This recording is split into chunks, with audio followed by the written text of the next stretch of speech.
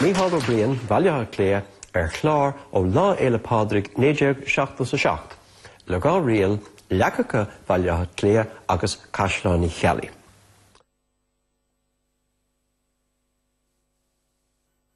I'd say the apple's your favourite. I like chunks. They're fruity and fresh. Yeah, it can be a quick filler. Could eat any time of the day. Or sometimes you can just savour the moment. Definitely, it's lovely.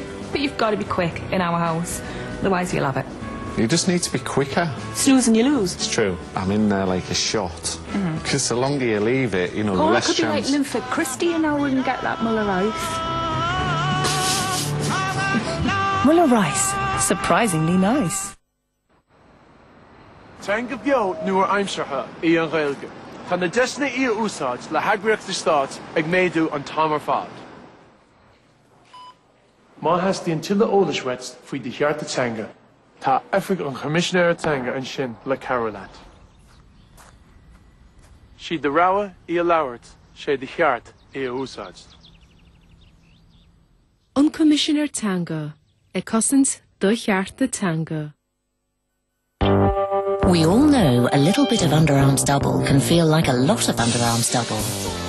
But what if we could avoid that prickly feeling between shaves for longer? New Dove Hair Minimizing Antiperspirant. It contains pro-ethyl complex with natural extracts to make hair feel finer, softer, and appear reduced. So you feel dry all day and beautifully stubble-free for longer.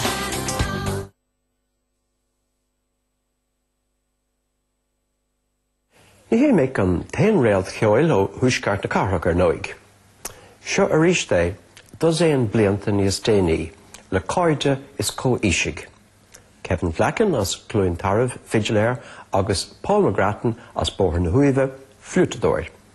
Mar a tafadach iad don tre iris 8-9, in nead eile a bhí beola ceol an taobh huaid an lifa.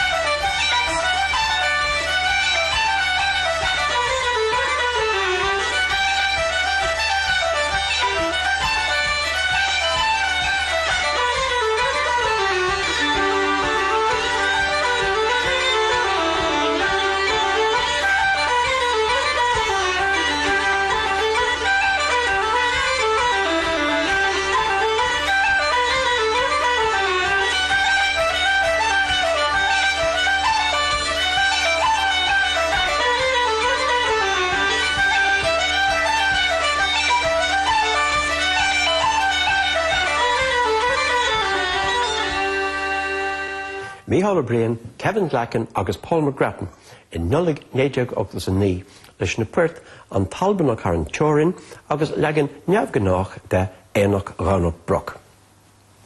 A nói roinnt darlacht féachana an seomra inar tafadach an bhír sin táim cinnte.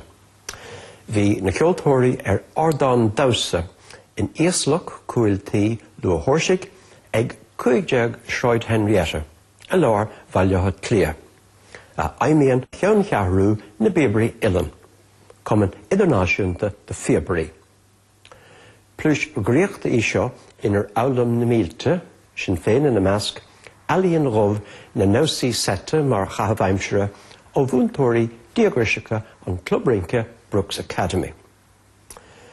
In 1982 a bunaíodh é seo tar éis de roinnt de bhuail agus de cháirde na Bíobréalan an galar thógáil ó Joe O'Donovan agus an Bhean Siobhan ag scoil Saoire Willie Clancy. Mí Márta 1987 an Late Late Show thug ceathrar de na buail bhunaigh.